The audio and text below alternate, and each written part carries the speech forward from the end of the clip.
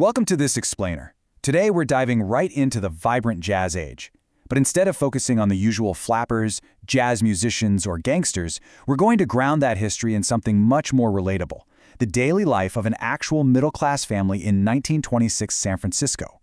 We'll be looking at a household that truly reflected the values, routines, and aspirations of its era. It's a fascinating question, isn't it? What did a successful middle-class life actually look like right in the middle of the Roaring '20s?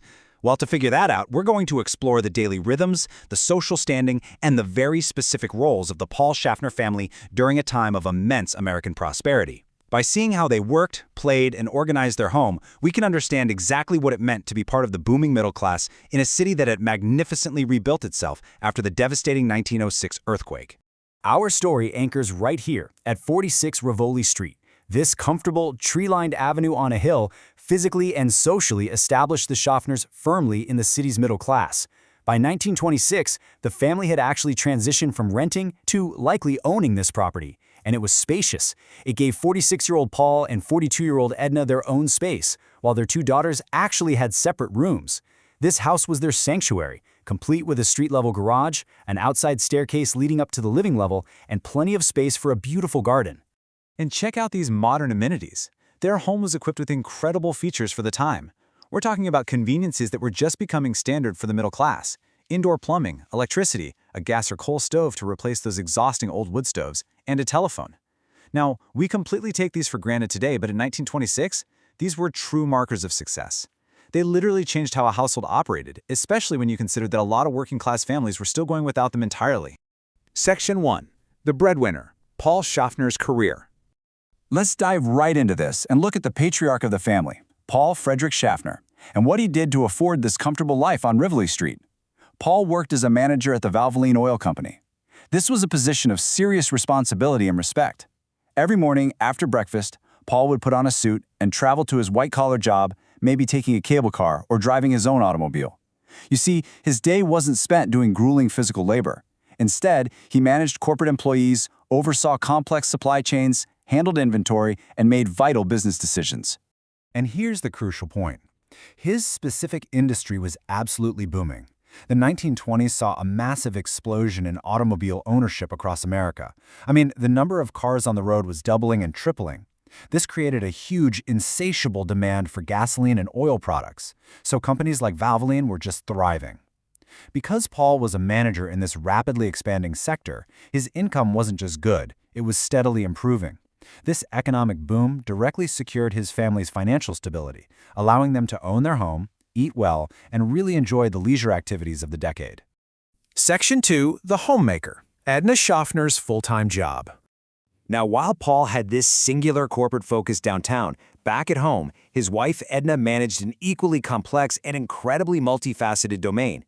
It is so vital to understand that running a household in 1926, even with those early modern conveniences we talked about, was a highly demanding, full-time job. Honestly, Edna was the chief financial officer of the house. She had to stretch every single dollar of Paul's budget to cover utilities, groceries, and clothing, all while maintaining the social grace expected of a manager's wife. Her days were just packed. She planned meals with a really sharp eye toward economy, baking her own bread and pies from scratch.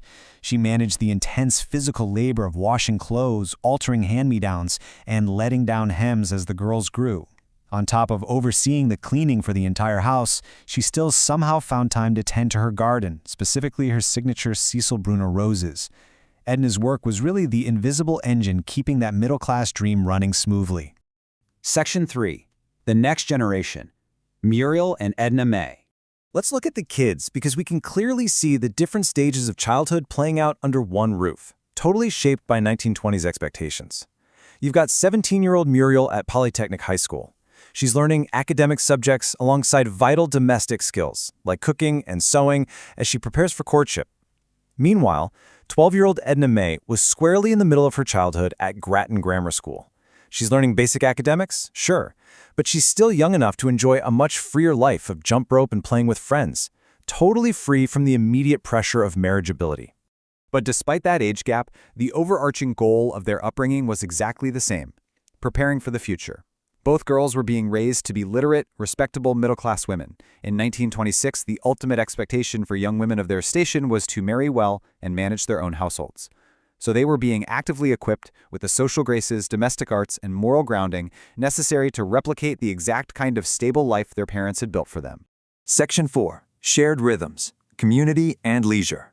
Even with their separate daytime domains, the evenings were absolutely crucial for family unity.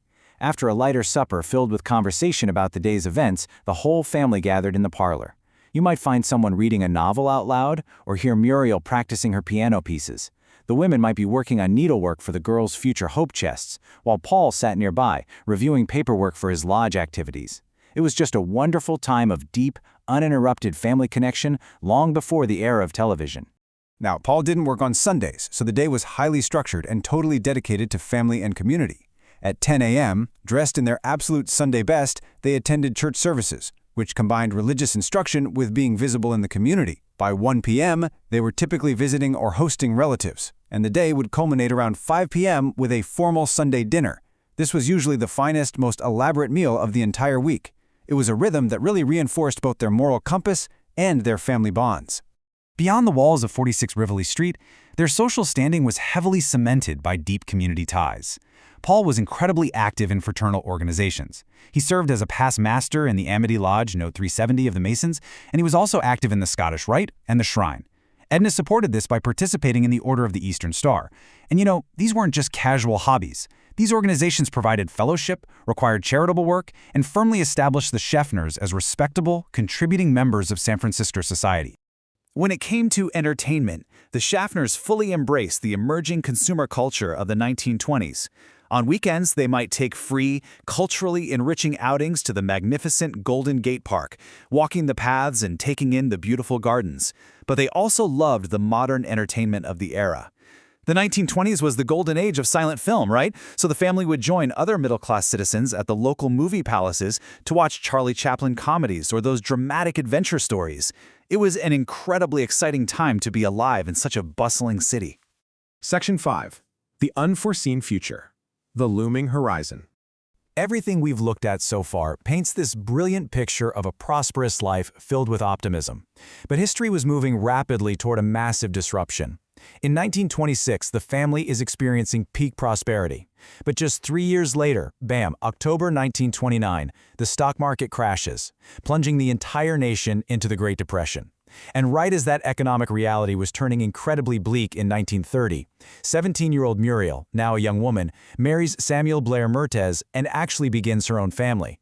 So, I want to leave you with this provocative question. How would the strong foundation of hard work and family loyalty built in 1926 sustain them in the dark decade to come? The Schaffners obviously couldn't see the future, but consider how Edna's expert budgeting, Paul's steady work ethic, and their incredibly tight community bonds prepared this ordinary family for the immense hardships ahead. The sunny days of 1926 San Francisco were temporary, but the resilience they built on Rivoli Street, that was designed to last a lifetime.